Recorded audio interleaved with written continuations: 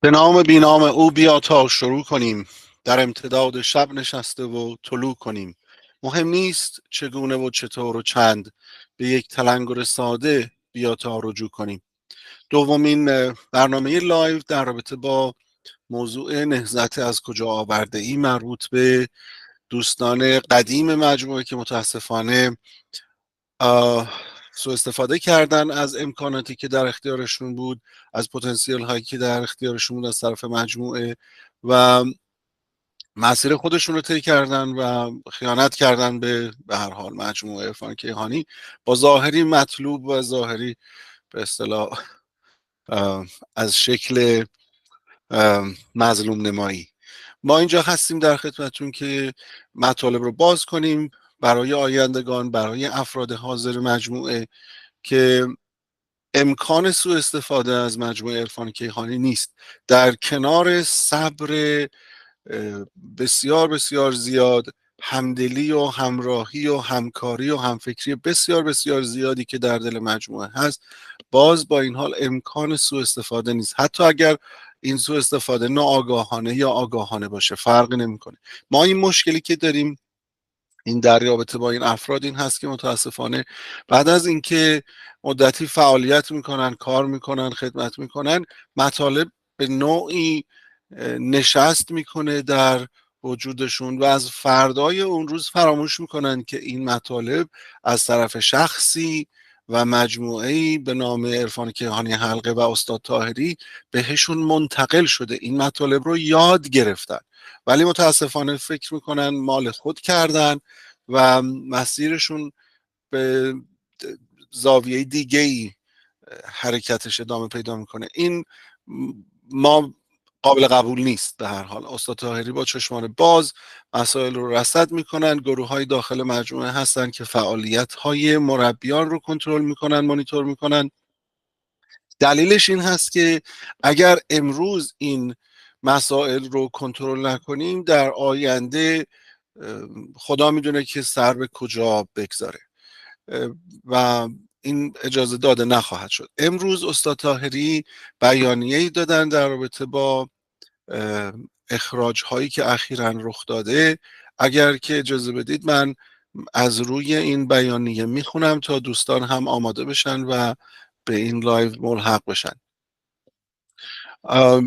امروز 17 سپتامبر 2024 بیانیه آقای طاهری در کانال محمد علی طاهری نیوز از روش میخونم خدمتون. عده‌ای در تلاش مذبوحانه هستند تا بر طبق روال گذشته اخراج‌های انجام شده را با این علت توجیه کنند که به بنده اطلاعات غلط داده می شود و به این بهانه حتی به برخی از فعالین مجموعه باز هم بر طبق روال همیشگی و متداول با ایده های فیک حمله نموده و اقدام به هتک حرمت، افترا، ترور شخصیتی و غیره نموده و البته خود مرا نیز از چنین حجمه‌ای بی‌نصیب نگذاشته‌اند.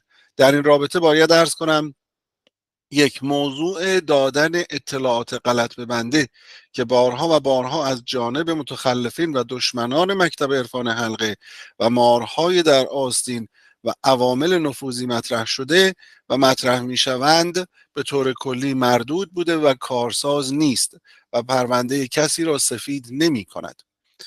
موارد اخراجی در این گروه اخیر از 5 سال قبل، یعنی پس از آزادی بنده شروع شده. برای یک مورد با حضور افرادی از مجموعه دادگاه داخلی تشکیل شده که فیلم های آن موجود است. به یک مورد اعلام محکومیت شده که ترتیب اثر نداده و مبادرت به چاپ کتاب و غیره نموده و به 2 مورد دیگر ضمن صدور اطلاعیه بعد از آزادی این جانب به طور مداوم در جریان بوده و توصیه به دست برداشتن از حرکات التقاطی شده که البته فقط منجر به این شد که نام عرفان کیهانی حلقه را به طور کلی حذف و مربی عرفان حلقه بودن خود را به طور کلی انکار نموده و استفاده از حلقه را به طور کلی از صحنه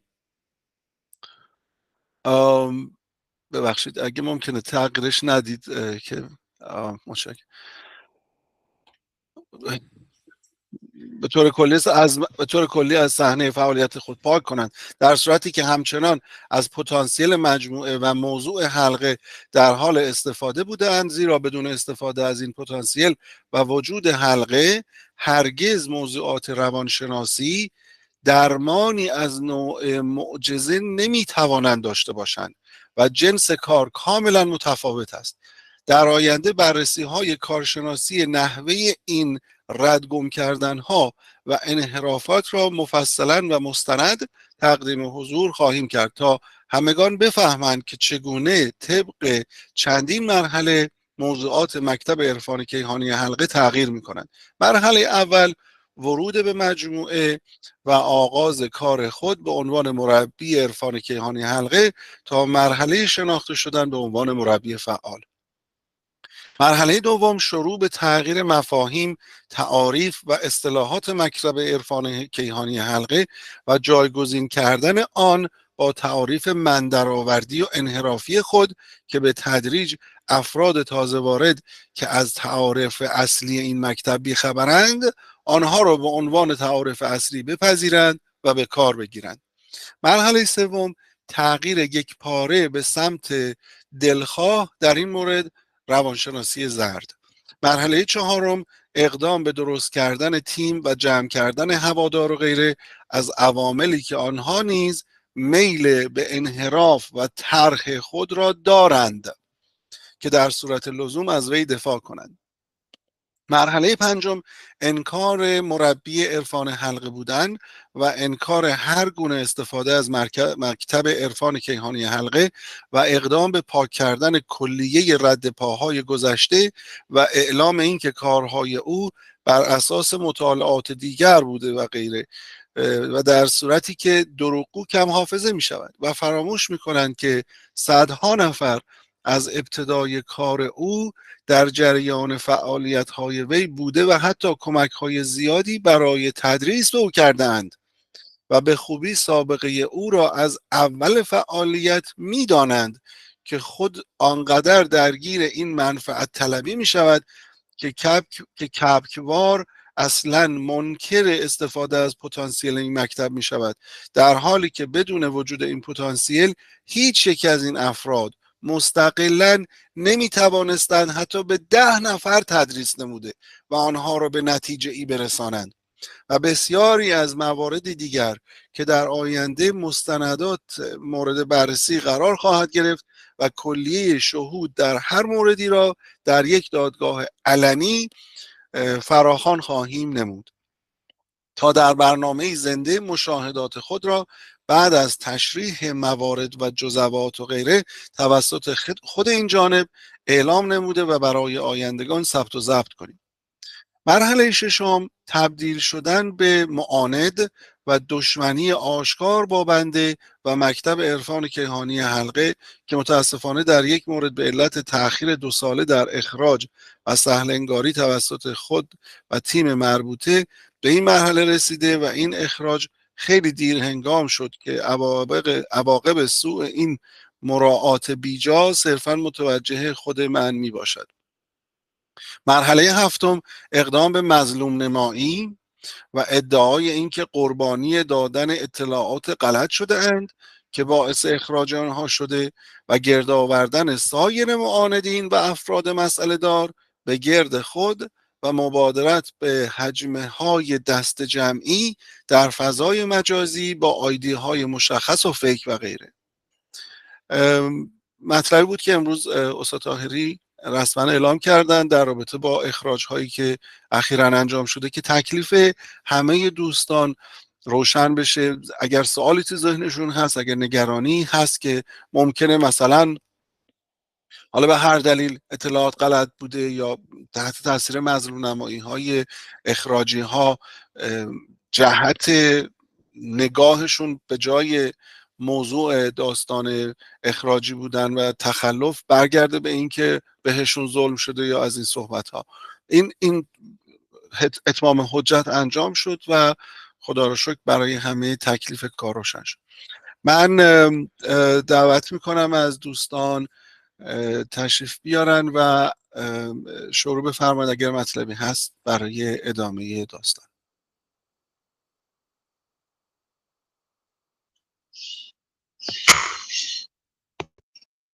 سلام. اگه اجازه میدین من خدمتتون باشم صحبت کنم، اگه نوبت من هست من صحبت کنم. بزرگواریم فرمایید سرکار خانم بهبودی، بفرمایید. خواهش کنم. ممنون. با سلام خدمت به نام خدا، با سلام خدمت استاد محمد علی طاهری، بزرگ مرد تاریخ، و خدمت شما دوستان و دستاندرکاران این جریان و برنامه. من در ابتدای صحبتم دوست دارم چند تا از اساسنامه عرفان حلقه بگم. از اصول عرفان حلقه چی میشه که ما از این اساسنامه جدا میشیم. ابتدا اگه مشکل نیست من اساسنامه رو میخونم و بعد بستش میدم به من روانشناس و براتون توضیحات رو میدم. اصل 1، هدف عرفان حلقه. هدف از این شاخه عرفانی کمک به انسان در راه رسیدن به کمال و تعالی، حرکتی از عالم کثرت به عالم وحدت. در این راستا همه تلاش‌ها برای نزدیکی انسان‌ها به یکدیگر صورت گرفته، از هر عاملی که باعث جدایی انسان بشه و ایجاد تفرقه بکنه اجتناب به عمل میاد. این اصل 1. تا اینجا چی متوجه شد؟ اینکه عرفان حلقه داره من دعوت میکنه به کجا؟ برای حالا رشد و تعالی و اینکه من در کنار انسان ها به خوبی بتونم به قول معروف زندگیمو بکنم و کارم انجام بدم و این هدف 1. اصل 2 چی میگه؟ اصل 2 میگه که عالم وحدت. ما تو اصل 1 از عالم وحدت صحبت کرده بودیم. الان تعریف عالم وحدت رو داره برام میکنه. میگه عالم وحدت به عالمی اطلاق می‌گردد که ادراکی بوده، در آن انسان به درک تن واحده میرسه، به درک تن واحده بودن جهان هستی میرسه، جهانی که همه اجزای آن تجلیات الهی محسوب میشن و در این حالت انسان خود را با همه اجزای جهان هستی در ارتباط و یکتایی میبینه. خب اصل 2 عالم وحدت رو برای ما چیکار کرد؟ روشن کرد. الان من عالم وحدت رو دارم. حالا عالم کثرت، چیزی که قراره منو از عالم کثرت به عالم وحدت ببره. عالم کثرت به عالمی گفته میشه که در آن انسان‌ها از یکدیگر جدا شدن تا جایی که دنیای هر انسانی صرفاً محدود به خودش بوده، خارج از خودش رو به رسمیت نمیشناسه و فقط به فکر خویشتنه و همه توجه او به حفظ منافع شخصی، زندگی مادی و زمینی معطوف میشه و این روند در انتها به درگیری با خویشتن منجر میشه و ممکنه تضادهای فردی به اوج برسه. در عالم کثرت هیچ دو انسانی نمیتونن یکدیگر رو تحمل کنن. یه اصلی هست به قول معروف اصل 4 که اون اصل قصه است، شبکه شعور کیهانی، یعنی چیزی که داره به من معرفی میشه. همه انسان‌ها می‌توانند در هوشمندی و شعور حاکم بر جهان هستی به توافق و اشتراک نظر رسیده، پس از آزمایش و اثبات آن به صاحب این هوشمندی که خداوند میباشد برسند تا این موضوع نقطه مشترک فکری بین انسان‌ها شده و قدرت و تحکیم پیدا نماید. بنابراین عامل مشترک فکری بین همه انسان‌ها، یا به عبارت دیگه زیربنای فکری همه انسان‌ها، شعور حاکم بر جهان هستی و هوشمندی الهی که در این تفکر و بینش این عامل مشترک شبکه شعور کیهانی نامیده می شود. خب من اینجا با شبکه شعور کیهانی آشنا شدم، با عالم وحدت و عالم کثرت. در این جریان ما یک اصل دیگه داریم به نام اصل پله عقل و پله عشق. یعنی چی؟ یعنی اینکه در این عرفان داره من رو وارد یک پله دیگه میکنه، یعنی پله عقل و پله عشق. میگه انسان همواره 2 پله در مقابل خودش داره، پله عقل و پله عشق. البته این دروسی هستش که همه دوستان گذروندن، ولی من میخوام اینو به شکلی بستش بدم به اینکه من چطوری از این قصه افتادم توی این دنیا و از این دنیا دوباره میخوام برگردم به دنیای خودم. انسان همواره 2 پله در مقابل خودش داره، پله عقل و پله عشق. پله عقل دنیای علم و دانش، فن و روش، تکنیک، پند و نصیحت، دلیل و برهان، استدلال، سعی و کوشش، تلاش و به طور کلی حیطه‌ای هستش که اون رو اصطلاحاً دنیای ابزار میگن، یعنی دنیای من روانشناس. پله عشق کجاست؟ پله عشق دنیای وجد، ذوق و شوق، حیرت و تعجب، ایثار و محبت و به طور کلی هیته و چارچوبی هستش که اون رو اصطلاحاً دنیای بی ابزاری نامگذاری میکنن و بنابراین با تعاریف فوق عرفان کیهانی از دو بخش نظری و عملی تشکیل میشه که بخش نظری بر روی پله عقل و بخش عملی بر روی پله عشق قرار میگیره. خب من روانشناس از پله عقل خودم که چی داره؟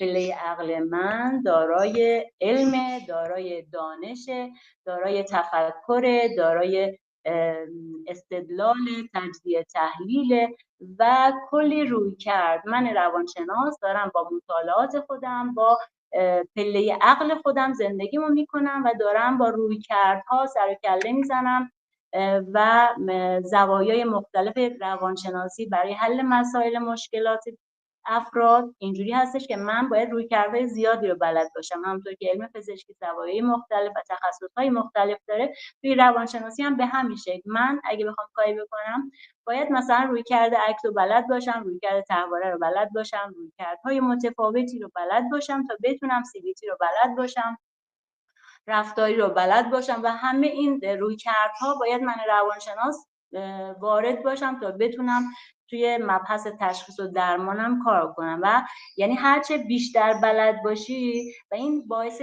زمان زیاد میشه، مثل اینکه اون تخصص ها نمیتونن همه یک جا جمع بشن و هر کسی باید تخصصی، مثلا ما الان متخصص ADHD به تنهایی داریم و یا متخصص اضطراب به تنهایی داریم، متخصص افسردگی به تنهایی داریم. من روانشناس الان افتادم توی یک ماجرایی به نام عرفان. اومدم، به من معرفی شده، من با عرفان آشنا شدم، با این دنیای به قول معروف عالم وحدت. من از عالم کثرت خودم افتادم توی یک عالم وحدت. توی این عالم وحدت چه اتفاقی داره میفته؟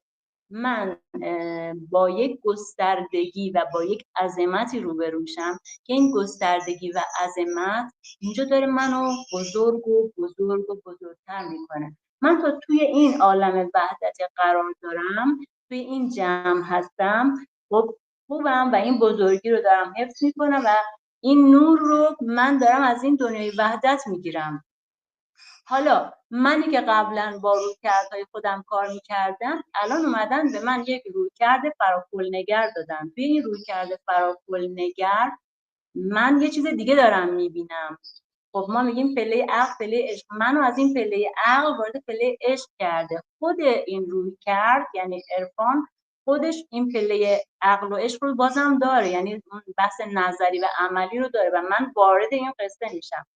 حالا من اینجا نوری گرفتم از این دنیای وحدت. این نور یعنی اطلاعات کل جهان هستی اینجا هم تئوری و هم عملی به من داده شده و من میتونم از راهکارها یا این جریان به خوبی استفاده کنم، جوری که شاید هیچ کس نتونه. مثلا من وقتی که وارد جریان درمانی میشم، درمانی که اگه یک روانشناس مثلا میخواد یک کاری انجام بده، تو یه بخش ممکنه گیر داشته باشه. اون بخشی که توی عالم علم گیر داره، توی رویکرد عملی عرفان این گیر باز میشه. یعنی خیلی راحت با اون اتصال و اون اتفاقات که میفته این درمان خیلی قشنگتر انجام میشه. من اینجا پس خیلی دارم اطلاعات کلی دارم میگیرم، دیدگاهم فراکل‌نگر شده و خیلی بزرگ. حالا این نور رو من گرفتم، یعنی اطلاعات من گرفتم، به من اجازه داده شده که برم بیرون و اینو معرفی کنم. خب من با این اطلاعات میام بیرون. ابتداعاً طبق همون مراحلی که شما فرمودین، ابتداعاً من اون بزرگی رو با خودم دارم، اون نور رو با خودم دارم. میبینم که توی صحبتام سخنوریم خیلی قشنگتر شده، میبینم که توی صحبتام قاطعیتم خیلی بیشتر شده. توی من اگه مربی میشم میبینم که افراد پژوهشگر یا شاگردایی که میان توی من خیلی چیزا مثلا دارن میبینن، اگه واقعا اتفاق افتاده باشه میبینن که شما داری میگی کنترل دشارژ، داری میگی کنترل ذهن، داری میگی مدیریت بحران، داری میگی درمان با چشم بستن و همه اینا با یه چشم بستن انجام میشه. پس چطور بود که من مثلا باید قبلا 15 جلسه با یه نفر کار میکردم تا بتونم و شاید 1 سال شاید 2 سال تا بتونم چند تا از مشکلاتش رو حل کنم، ولی اینجا من با این اتصال، با این چشم بستن، با این تئوری و به همین شکل اگه اون بره آموزش ببینه که چه بهتر، داره خودش دست خودش میگیره و به این شکل داره دنیای من تغییر میکنه. من یه چیز عظیمی رو با خودم آوردم بیرون، دارم معرفی میکنم و همین باعث میشه که من کم کم به خودم قره میشم، کم کم مقبول میشم و این اطلاعات رو یواش یواش میام چیکار میکنم، میام ادغام میکنم. چرا؟ چون من روانشناسم. شاید این به همه ما شاید این برخورد کرده باشه، حالا یا پزشک یا روانشناس یا هر علم دیگه اگه داشته باشیم اومدیم میبینیم که حالا شاید یه کسی دیگه حتی یه رشته دیگه داشته باشه ولی میبینه اینجا شده یک فرادرمانگر، شده یک کسی که کلی اطلاعات داره. یعنی برای همه ما این ممکنه این آسیب باشه که من میام میبینم این بزرگیه چقدر عظمت داره و این مثل یه چیزی انگار همراه منه و دیگران دارن میبینن و همینجوری من دارم مورد حالا اصابت تشویق‌ها، مورد اصابت نمیدونم تعریف‌ها، تمجیدها و اینا قرار میگیرم. من همه اینا رو برای خودم دارم میگم، یعنی من ممکنه روزی این اتفاق برام بیفته و خدا نکنه که بیفته، ولی همه باید آماده این باشیم که این بزرگی رو اگه من دارم از دنیای وحدت میکشونم و میبرم معرفی میکنم، برنگردم تو دنیای عقل خودم، برنگردم تو دنیای کثرت خودم. چون من قبلا تو دنیای کثرت خودم یه راهکارها، یه تکنیکایی ولی عقل من پر از رویکرد و تکنیک و ابزار بود دیگه، ولی اومدم اینجا از یه چیز دارم استفاده میکنم که نه تکنیک داره و نه ابزار و خیلی راحت داره کارا انجام میشه و اونی که داره میگیره از من چقدر قشنگ داره تغییر و تحول رو میبینه و این تغییر و تحول چقدر تأثیر داشته و همینجور اشاعه پیدا میکنه و اینجوری انگار من احساس میکنم من بزرگتر، چون هرچی شاگردام بیشتر میشن من احساس میکنم خب من یه پله بالاتر، ولی من اینجا نباید فراموش کنم که من قبلا چی بودم، رویکردهایی داشتم، پله عقلی داشتم، ولی الان بس شدم به اون دنیای وحدت. یعنی ما همون ابتدایی که وارد میشیم میگن شما اومدی، خوش اومدی توی این مکتب میخوای یاد بگیری و میخوای یاد بدی، خب باید یک سوگندنامه امضا کنی و توی این خیلی متشکرم. فکر کنم صدا بله خیلی لطف کردید. اگر اجازه بدید ادامه بدیم با سرکار خانم شبگل و برگردیم به شما برای ادامه فرمایشاتون. خیلی متشکرم، نکات بسیار بسیار مهمی رو فرمودین. نکته اساسی این هست که مجموعه عرفان کیهانی حلقه برای خودش پروسیجرهای خودش رو داره، مطالب خودش رو داره و باید ما طبق تمام اون اساسنامه ها و اصول قدم به قدم رعایت بکنیم و پیش بریم و حق اضافه کردن یا کم کردن چیزی از خودمون رو نداریم. موضوع عرفان کیهانی حلقه به تنهایی هم نیست، تو همه سیستم، تو همون روان پزشکی یا روانشناسی که شما فرمودین هم روانشناس یا روانپزشک نمیتونه تخطی کنه و برای خودش از چیزی برای خودش من درآوردی کاری انجام بده. این ما مسئولیت داریم در مقابل مخاطبمون، در مقابل کسی که باش کار میکنیم و این مسیر رو بخوایم مثلا به تنهایی یه دفعه هایجک کنیم به نفع منافع شخصی خودمون قابل قبول است. خیلی متشکرم از توضیحاتتون، بسیار بسیار ممنونم. برمیگردیم به شما سرکار خانم سارا، اگر که مطالبتون رو بفرمایید ممنون میشم. عرض سلام و درود دارم خدمت همه عزیزان. عرض تشکر دارم از همه دوستانی که خالصانه در زمینه صیانت از آموزه ها تلاش میکنن من ترجیح دادم که در ادامه صحبت خانم ثریا در مورد تجربه شخصی خودم به عنوان یه روانشناس و درمانگر صحبت کنم و در نهایت یه نتیجه گیری بکنم از صحبت‌هایی که میکنم. قبل از اینکه بخوام صحبتمو شروع کنم یک بیوگرافی در مورد خودم میدم و در ادامهش نتیجه گیری هامو میگم.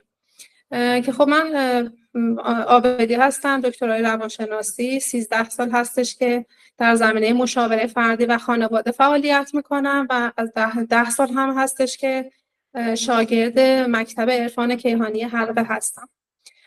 قبل از اینکه خب به عرفان وارد بشم، من خودم شخصا یه فرد کاملا علمی بودم که اهل مطالعه بودم. برای گرفتن پاسخ مسائل به کتاب مراجعه می‌کردم، دوره‌های آموزشی و کارگاه‌های مختلف رو شرکت می‌کردم که بتونم کاملا توی رشته خودم حرفه‌ای بشم. ولی خب متاسفانه با وجود دانسته‌های زیاد و اطلاعات زیاد، به دلیل مشاهده بی‌عدالتی‌هایی که توی جامعه می‌دیدم و تضادهایی که بین علم و دین مشاهده می‌شد، من دچار افسردگی و احساس پوچی خیلی شدید شدم و تا جایی پیش رفتش که حتی دانشگاه روانشناسی هم به درد خود من نمیخورد. که خب بعد از اون با احساس خلأ شدید پیدا کردم، احساس می‌کردم که یه گم شده‌ای دارم و از درون احساس خلأ داشتم. احساس می‌کردم همه چیزی که باید تو زندگیم اوکی باشه و وجود داشته باشه من دارم، ولی انگار یه چیزی کمه. و بعد از برقراری اولین اتصال‌ها تحولاتی توی خودم احساس کردم و اون این بودش که احساس کردم گم شده خودم رو پیدا کردم و نیاز ندارم که بخوام دنبال چیز جدیدی بگردم و از درون احساس پر شدن و دانستن همه چیز کردم، در عین اینکه به نادانی کامل خودم کاملا پی بردم و دیدگاه فراکل‌نگر در واقع تو وجود من نهادینه شد. و خب نتیجه گیری که تا اینجا میخوام بکنم اینه که دیدگاه فراکل‌نگر یکی از مهمترین مباحثیه که شاید یه روانشناس بتونه توی کار خودش ازش استفاده بکنه و دیدگاه فراکل‌نگر میتونه به ما کمک بکنه که زاویه نگاه ما برای مشاوره دادن به مراجعین و نگاه به مشکلات مردم بتونه تاثیرگذار باشه.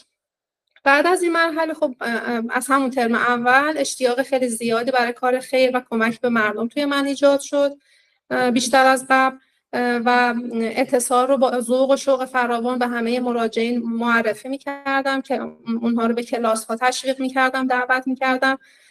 بعد از اون کار مربیگری رو شروع کردم، از حالا تدریس تک نفره شروع کردم، بعد به کلاس‌های جمعی رسیدم و با استفاده از حلقه‌ها و نتایج اون روی افراد مختلف واقعا به عزیز خودم پی بردم و به ناقص بودن علم روانشناسی پی بردم که در واقع علم روانشناسی نمیتونه همه جانبه همه مسائل و مشکلات مردم رو حل بکنه و عاشقانه خواستم که معرف شعور الهی باشم. و خب بعد از اون باز به کار خودم ادامه دادم، به معرفی کلاس ها، به اتصال ها، که خب توی این مسئله با موانع زیادی روبرو شدم. حتی مثلا از سمت همکارانم با مخالفت های زیادی روبرو شدم، حتی به این جمله محکوم شدم که شما داری به روانشناسی خیانت میکنی و حتی به خاطر گزارش یکی از مراجعینم با تذکر یکی از ماموران امنیت مواجه شدم و خب یه موانعی برام ایجاد شد توی کار. حتی مجبور شدم محیط کارم رو عوض کنم، از محل کارم جابجا شدم، ولی خب باز استوب نکردم، سعی کردم به کارم ادامه بدم و تهش خب من نتیجه گیری که کردم این بودش که بحث اصل وحدت راه، نکته دومیه که میخوام بهش اشاره بکنم، اصل وحدت راه برای من جا افتاد تو مرحله که خب من قبلش داشتم روانشناسی و عرفان رو با هم ترکیب میکردم،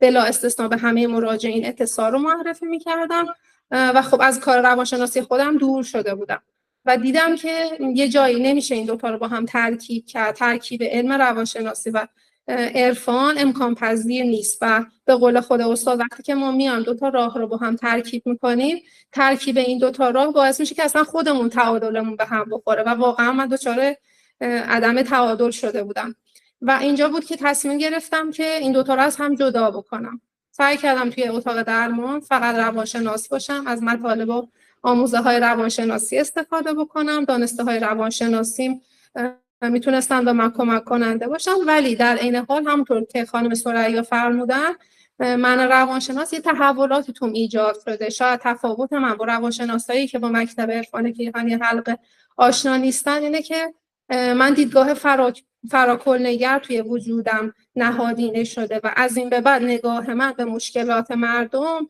از زاویه فراکل‌نگره، یعنی مثلا از زاویه‌ای که همه ابعاد رو بررسی میکنم، نگاه جزءنگر تک‌بعدی به مسائل ندارم و خواستم که معرف شعور الهی باشم، خواستم که در خدمت شبکه شعور کیهانی باشم و خب مسلما نقش من به عنوان یه روانشناس کاملا میتونه نسبت به قبلا متفاوت باشه و اینجوری شدش که خب احتیاج من به مطالعه و دانسته‌های روانشناسی و شرکت تو کارگاه‌های آموزشی خیلی کم شد.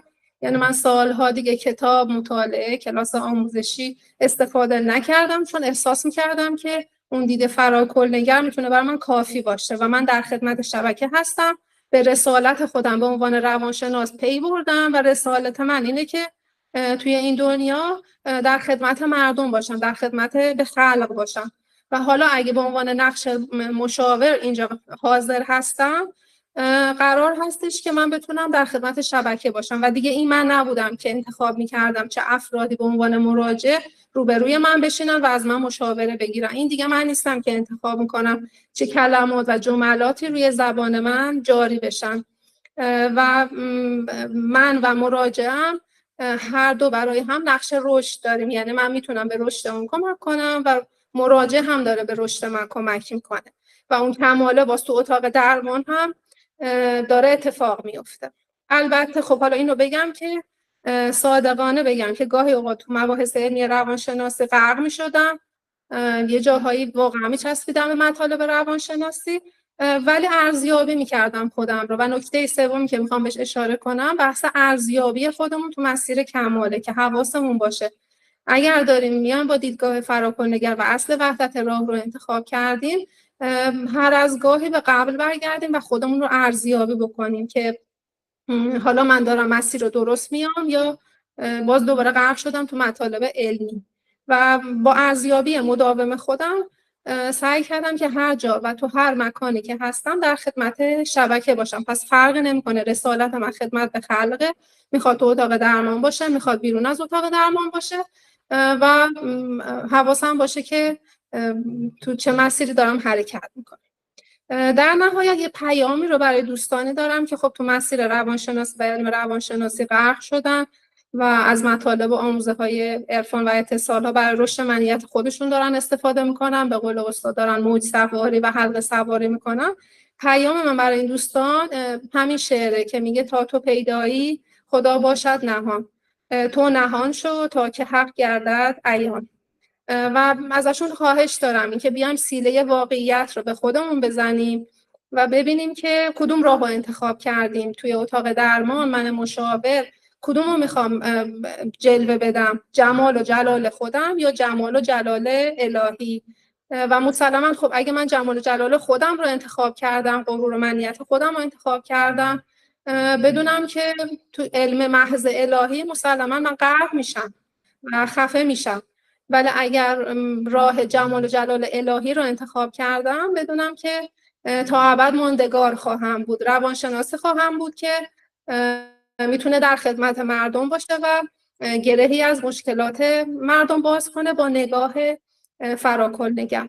و خب جنبنده اگه بخوام بکنم بحثمو، 4 تا نکته رو من بهش اشاره میکنم. نکته اول این که توی بحث روانشناسی دید فراکل‌نگر و تسلیم بودن در امر درمان میتونه به ما کمک کننده باشه. نکته دوم اصل وحدت راه هستش که راه ها رو با هم ترکیب نکنیم و ترکیب پذیر نیستن. اصل سوم ارزیابی مداوم خودمون تو مسیر کمال، هر از گاهی به گذشته برگردیم خودمون رو ارزیابی کنیم حتی اگر تا انتهای نقطه کمال رفته باشیم. و من نکته چهارم مطرح کردن جمال و جلال الهی تو بحث درمان و تو اتاق درمان هستش. ممنون که به صحبت‌های من گوش دادید. یک دنیا تشکر، خیلی ممنون از اینکه تجربه خودتون رو به عنوان یک متخصص، یک روانشناس در اختیار شنوندگان و بینندگان قرار دادید. خیلی متشکرم. بازم ممنون از صداقتتون، از شهامتتون و از شجاعت اخلاقی که در موردش صحبت میکنن. خیلی متشکرم.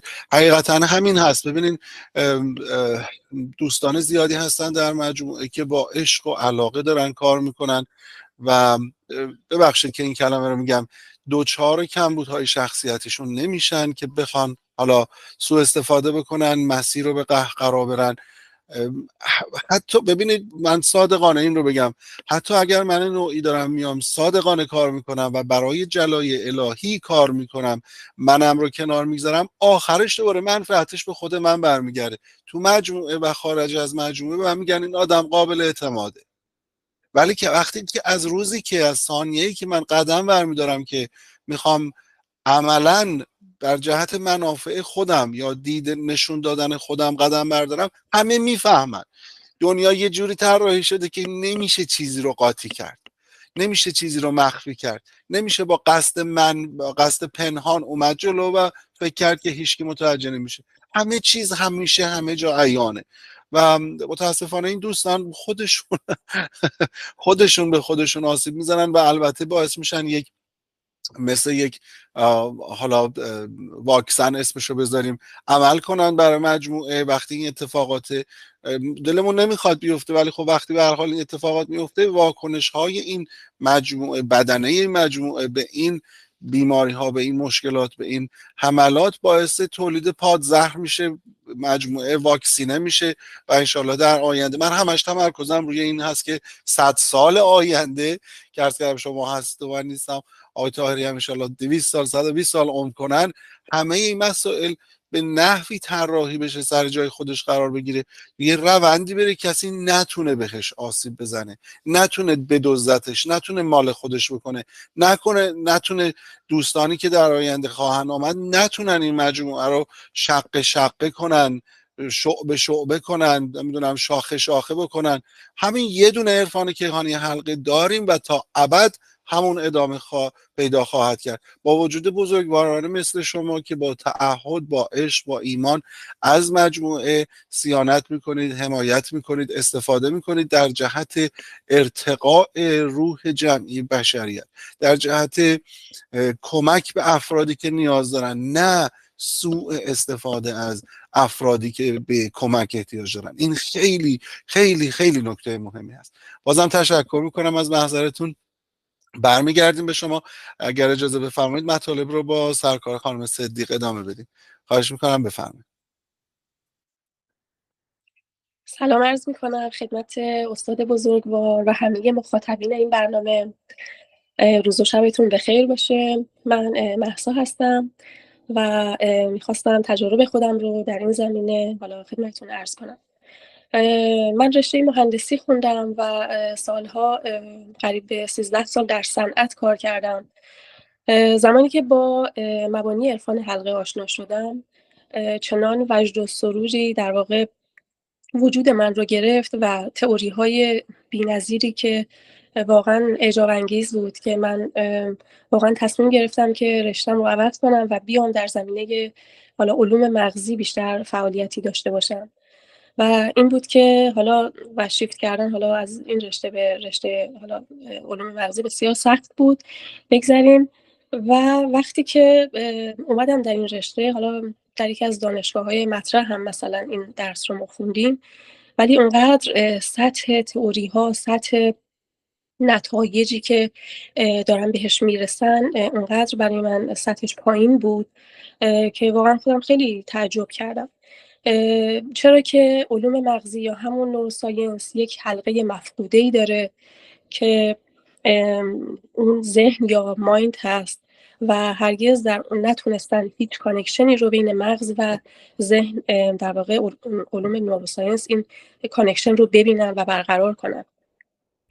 ببینید مغز خب خیلی در واقع ارگان بسیار پیچیده‌ای هست. دهه آخر قرن 20 رو توسط کنگره ایالات آمریکا به عنوان دهه مغز نامگذاری کردن، اما دیدن که اونقدر شگفتی‌های مغز زیاد هست که تصمیم گرفتن کلاً قرن 21 رو قرن مغز به خاطر پیچیدگی‌های فراوان اون در نظر بگیرن. من بخوام فقط یه خیلی ساده بخوام براتون بگم که این مغز به چه شکلی هست. شما فرض کنید که 100 میلیارد نورون ما داریم، 100 میلیارد سلول مغزی ما داریم و حالا هر نورون رو فرض کنید که در وسط یک زمین فوتبال هست با 30,000 تماشاچی. در آن واحد هر نورون میتونه با تمام این 30,000 واحد با 30,000 تماشاچی ارتباط برقرار کنه و در هر میلی سکند میتونه 5,000 واحد دیتا رو تبادل کنه با هر کدوم از این تماشاچی‌ها. ببینید چه حجم عظیمی در هر میلی سکند یک نورون داره تبادل اطلاعات میکنه. حالا اینو ما ضرب در اون 100 میلیارد کنیم ببین اصلا چه پیچیدگی داره. با تمام پیچیدگی هایی که این مغز داره، اما شبیه یک مدار الکتریکی آن و آف هست، 0 و 1 و چیزی بیشتر از اون نیست. مغز جایگاه ذخیره اطلاعات نیست.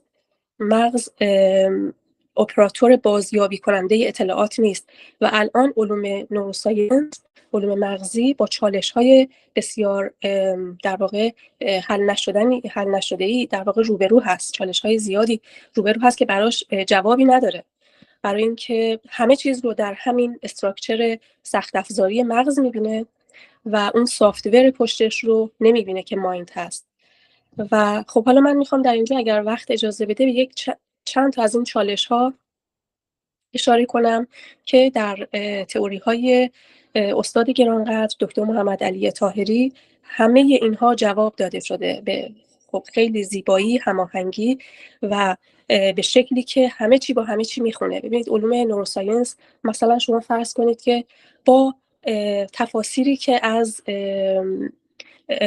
ویو ها یا امواج مغزی قبل از یه تصمیم ساده، خب این رو اومدن تفاسیرش رو بررسی کردن و دیدن که انسان اصلا قبل از این که بخواد یه تصمیمی رو انجام بده، اون در واقع اون به صورت آنکانشس یا به صورت ناخودآگاه اون تصمیم گرفته شده از قبل براش و به این نتیجه رسیدن که پس اراده آزاد یا همون فری ویل وجود نداره، یک توهمی بیشتر نیست. این آخرین مقاله‌ای هستش که در واقع یک تعداد زیادی از نوروساینتیست‌های معروف دنیا به این نتیجه رسیدن که فری ویل وجود نداره. فری ویل یک یا همون اراده آزاد یک توهمی بیشتر نیست و خودشون هم موندن. خب اگه اینو بپذیرن پس بحث‌های حقوقی چی میشه؟ پس بحث‌های جرایم چی میشه؟ بحث روانشناسی چی میشه؟ این حالا یکی از چالش‌ها. بحث کانشسنس یا بحث خودآگاهی یکی از چالش‌های بسیار بسیار بزرگ نوروساینس هست، بلکه جایگاه این خودآگاهی اصلا معلوم نیست کجاست. وقتی که یک نورون مثل یک فقط پیغامبر عمل میکنه، پیغام رو میگیره و پیغام رو میرسونه، همین در واقع مثل یک کلید 0 و 1 عمل میکنه، تحریک میشه، تحریک میکنه، پیغام میگیره، پیغام رو میرسونه، هیچ تصمیم گیری نداره.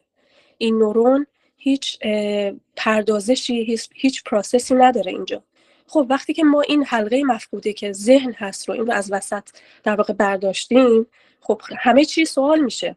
شما خواب رو نمیتونید تعریف کنید، شما ارتباطات بعد از مرگ رو نمیتونید تعریف کنید، شما زبان یکی از پیچیده ترین قابلیت های انسان هست. خب حیوانات هم زبان دارن، پرندگان و حالا حشرات و همه زبان، ولی زبان انسان یک پیچیدگی منحصر به فرد خودش رو داره و واقعا در رابطه با زبان سوال های خیلی خیلی زیادی هست که جایگاهش کجاست.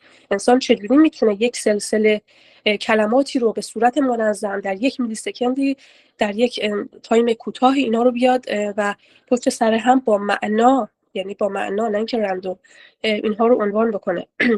من همه دوستان رو در اینجا ریفر میدم به مقاله‌ای که در واقع وحدت وجود کلمه هست در سایت کازمو اینتل، journalofcosmointel.com، که این واقعا خالی از لطف نیست که دوستان این رو مطالعه کنن و در رابطه با جایگاه زبان و اینکه اصلا زبان چجوری پیدایش شد آیا زبان کشف شد، اختراع شد؟ چرا ما از موسیقی لذت میبریم؟ اون چه بخشی از وجود ماست که در واقع ما رو به این درک میرسونه؟ و در واقع چالش های زیادی از جمله بحث ادراک کجاست؟ کجای مغز، با کجای مغز ما میتونیم ادراکات رو توصیف کنیم؟ چجوری ما میتونیم بیایم بحث اون دریافت ها رو بیایم توضیح بدیم؟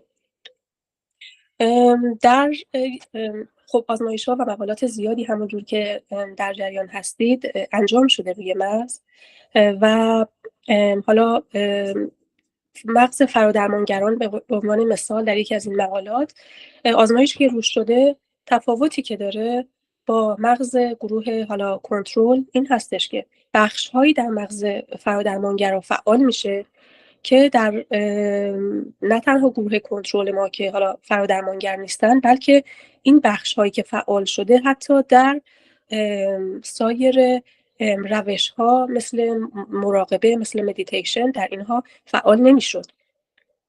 خب اینها همه رو بذاریم در کنار هم و تمام این چالش های زیادی رو که در واقع علم نوروساینس باهاش روبرو هستش بذاریم کنار هم و بعد بیایم با تئوری های استاد بزرگوار آشنا بشیم. میبینیم که خب واقعا همه چی در یک هماهنگی کاملی توضیح داده شده.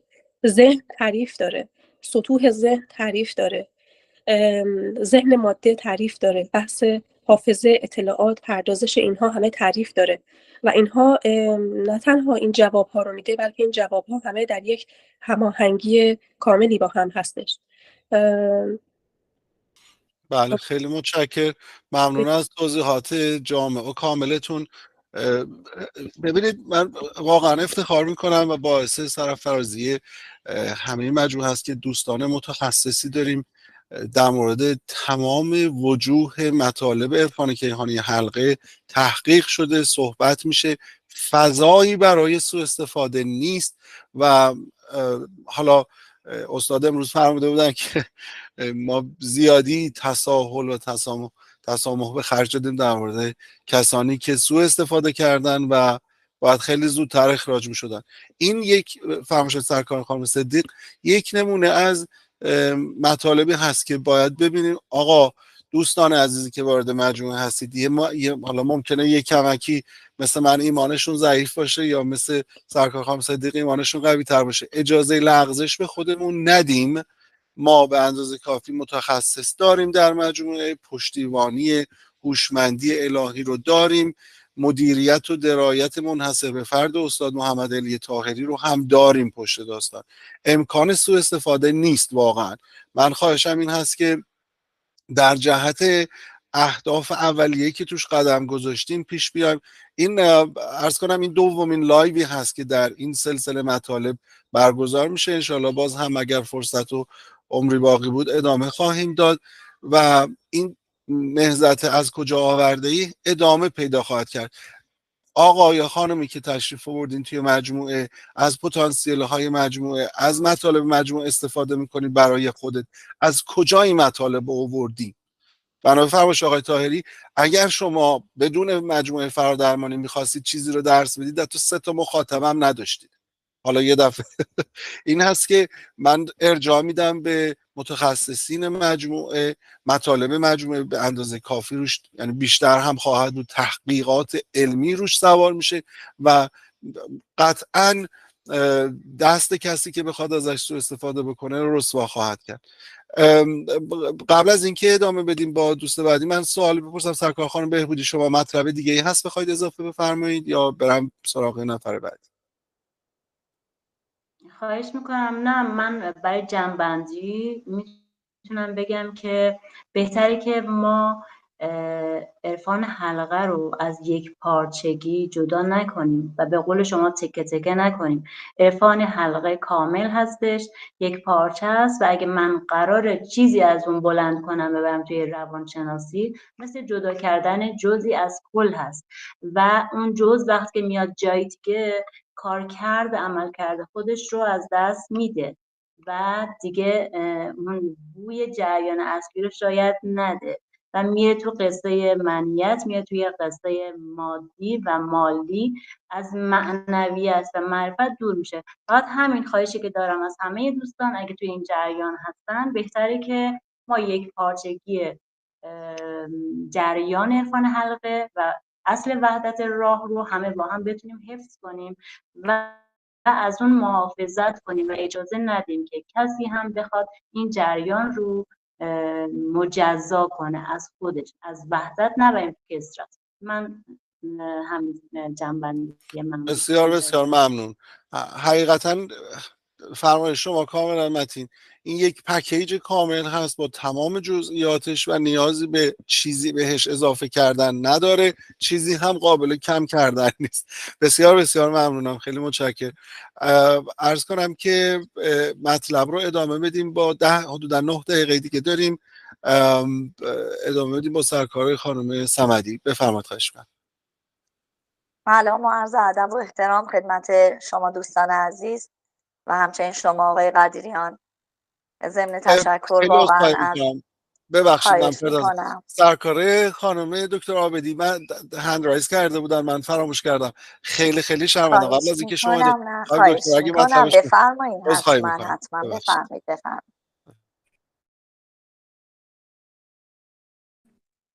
من بعد از خانم یلدا صحبت میکنم، ایشون مطلبشون رو بگم من بعدش.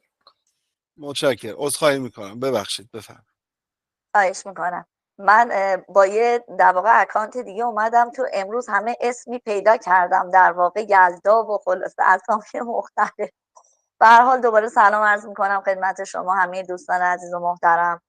واقعا تشکر میکنیم از استاد عزیز با این همه مجاهدت، زحمت و همچنان میبینیم که خب به هر حال این مسائل و مشکلاتی که به این شکل ایجاد میشه رو استاد صبورانه دنبال میکنن. باز هم اطلاعیه های مبنی بر این که هر عزیزی که میخواد برگرده در این در واقع رحمانیت باز هستش و میتونه که برگرده و خب درس های بسیار زیادی رو برای ما میذارن. از اون طرف در اطلاعیه میبینیم اشاره میکنن به این که افرادی مظلوم نمایی میکنن، این عزیزانی که در واقع به هر حال اخراج شدن مسلماً برای خودشون چیزهایی رو کاشتن که این اتفاق امروز افتاده.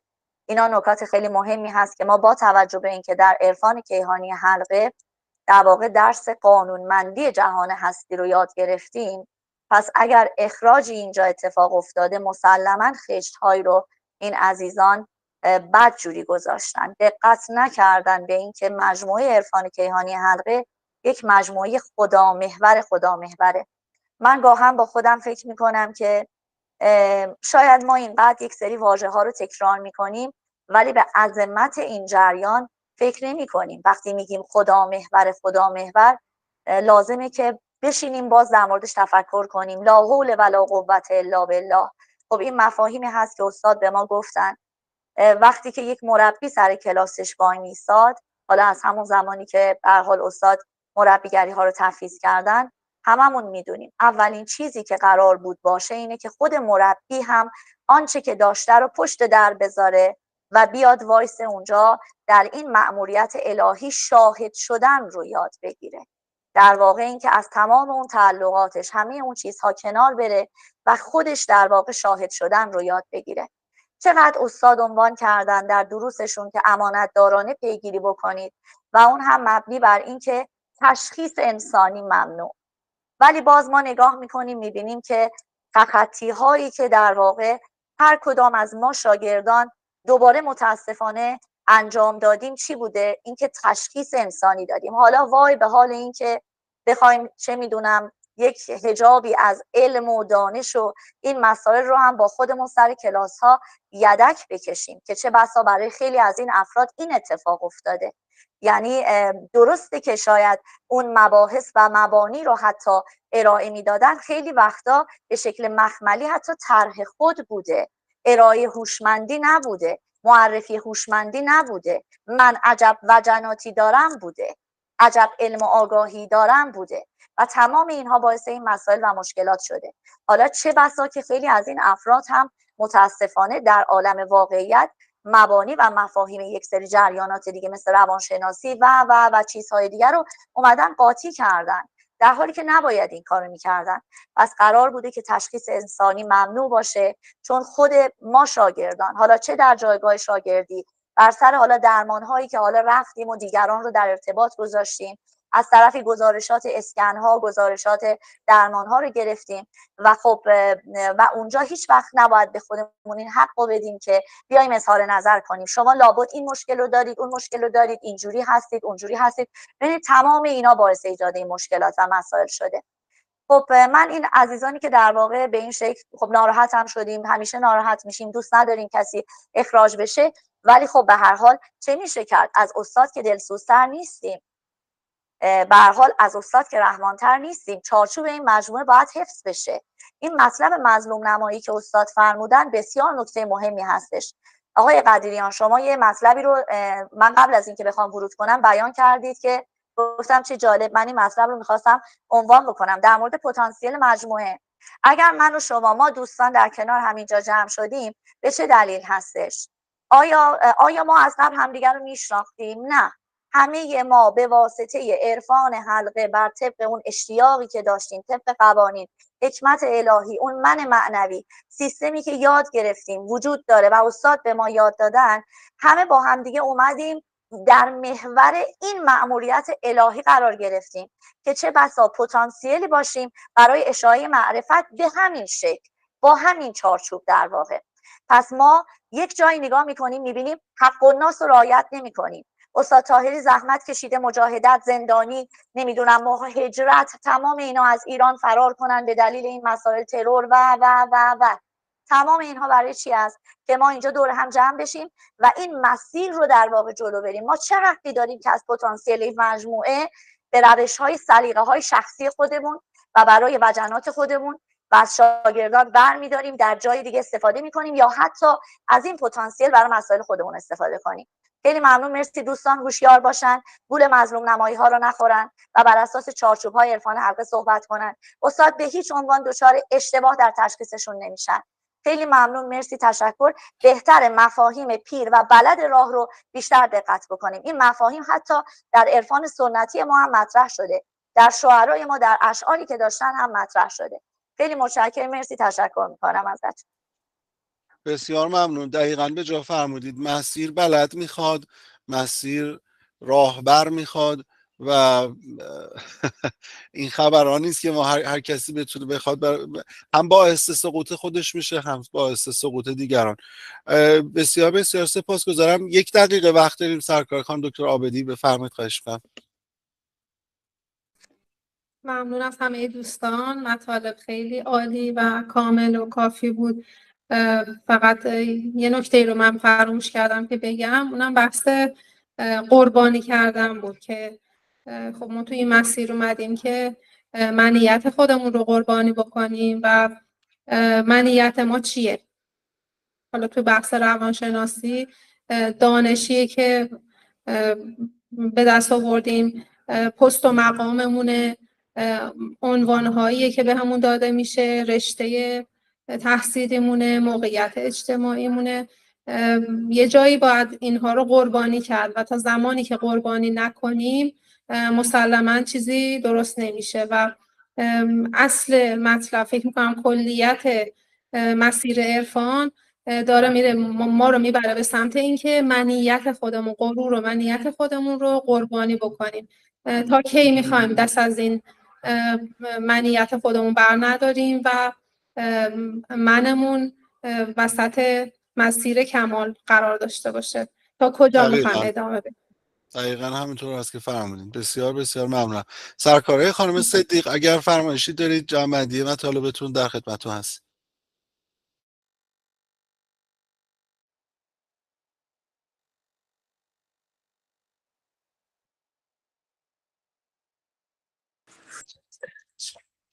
بله، من فکر میکنم که همونطور که دوستان اشاره کردن عرفان کیهانی حلقه ویژگی‌های منحصر به فردی داره در نوع خودش که در واقع اون رو کاملا متمایز میکنه و کاملا اون رو یک در واقع مکتبی میکنه که دیگه نیاز به هیچ مکملی وجود نداره. بله خانم صمدی بفرمایید. بسیار خیلی بسیار ممنون. ممنون. مرسی. من یه جمله فقط میخواستم بگم، اونم به خودم نهیب بزنم و در واقع به قولی میگن در کار نیک و خیر و اینها به هم دیگه بگید در واقع یک چیزهایی رو. یادمون نره امانت الهی رو به استاد طاهری دادن، دیده شده که به ایشون این امانت الهی رو دادن.